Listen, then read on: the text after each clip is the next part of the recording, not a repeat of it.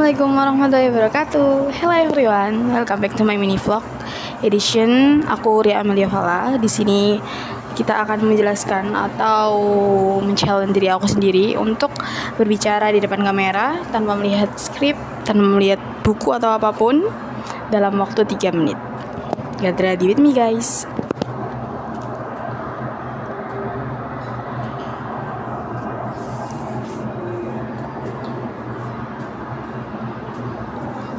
Oke, mulai. Kadang sebagai seorang manusia kita pasti bakal ngerasa lelah, ngerasa kayak capek, ngerasa kayak hidup ini kok nggak ada henti-hentinya ya, ngasih kita masalah, ujian atau sebagainya. Namun perlu disadari teman-teman bahwa kehidupan di dunia ini memang fana. Jadi kayak kita hidup di dunia ini gak akan pernah bisa lepas dari ujian, gak akan pernah bisa lepas dari yang namanya masalah. Karena apa? Karena dunia ini aja hukuman kan untuk Nabi Adam. Jadi ketika ini menjadi hukuman, kenapa kita mengharapkan suatu kebahagiaan? Ya walaupun pada akhirnya Nabi Adam sangat bahagia karena bertemu dengan Siti Hawa di Bukit Safa kalau gak salah guys. Ya itu kan. Jadi dari situ kita bisa belajar bahwa sesedih apapun, sesakit apapun mungkin ya dipisahkan dari orang yang kita sayangi, Nabi Adam dan Nabi Hawa dan Siti Hawa. Namun pada akhirnya mereka dipertemukan dan kembali bahagia.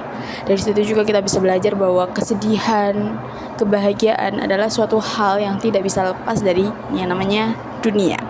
Jadi di dunia ini tuh kita pasti bakal ngerasa sedih, bakal ngerasa seneng, dan itu wajar. Karena Allah sendiri menjelaskan bahwa sebagai seorang hamba kita akan diuji. Seperti yang dijelaskan dalam Quran surat Al-Mulk ayat 2, yakni a'udzubillahi minasyaitonirrajim, bismillahirrahmanirrahim, alladzi khalaqal mauta wal hayata liyabluwakum ayyukum ahsanu amala wa huwal azizul ghafur. Yang kurang lebih menjelaskan tentang bahwa kita sebagai umat Islam atau umat muslim atau hamba Allah akan selalu diuji dan dicari tahu siapa sih yang paling baik amalnya. Dan dalam Quran surat Al-Baqarah juga dijelaskan, tapi aku mohon maaf lupa perihal ayatnya berapa, bahwa setiap manusia itu akan diuji, namun diuji sesuai dengan batas kemampuannya. Allah tidak akan menguji suatu kaum di mana kaum itu tidak akan bisa. Ya walaupun kadang-kadang kita sendiri tuh ngerasa kayak kalau ada ujian nih, kita ngerasa bisa nggak ya kita ngelakuin itu, bisa nggak ya kita ngelakuin ini, bisa nggak ya kita ngelakuin itu. Kita sendiri kadang-kadang ragu teman-teman atas apapun yang kita ambil, atas apapun yang kita lakukan, kita kadang-kadang ragu. Tapi perlu dipahami bahwa Allah tidak akan pernah meragukan hambanya, tapi hambanya sendirilah yang justru meragukan dirinya sendiri.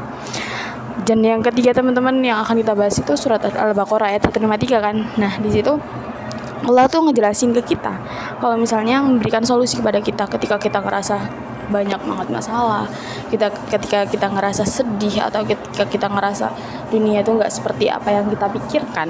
Allah sendiri tuh ngasih penjelasan bahwa ketika kita sedih atau apapun, kita harus meminta pertolongan pada Allah dengan sabar dan sholat.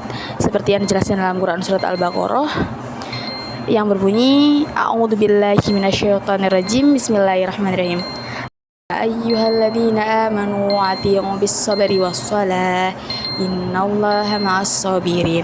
Sesungguhnya mohonkanlah pertolongan kepada Allah dengan sabar dan sholat. Sesungguhnya Allah bersama orang-orang yang sabar. Dari situ teman-teman Allah memberikan kita solusi ketika kita banyak masalah, ketika kita banyak cobaan, maka kuncinya adalah mendekatkan diri kepada Allah, memohon kepada Allah dengan terus sabar dan terus berikhtiar. Seperti itu teman-teman. Waktunya udah 3 menit kita ngobrol. Untuk penutupnya, ini kata-kata yang aku dengar dari sebuah podcast yang buat aku ngerasa untuk lebih mikir lebih dalam lagi tentang hidup ini. Kurang lebih kata-katanya seperti ini teman-teman. Hidup itu sebuah pengorbanan, hidup sebuah perjuangan. Apapun yang kita alami, apapun yang akan kita lakukan adalah sebuah bentuk perjuangan. Jadi ketika kita merasa kita sedih, ketika kita ngerasa lelah, ketika kita ngerasa ada ujian atau apa, namun ketika kita tidak ada pergerakan, action atau suatu bentuk pengorbanan yang lain, maka bersiaplah hidup kita yang akan menjadi korbannya. Jadi berjuang, berkorban untuk hidup adalah hal yang luar biasa teman-teman. Seperti itu. See you the next video and thank you for watching. Wassalamualaikum warahmatullahi wabarakatuh.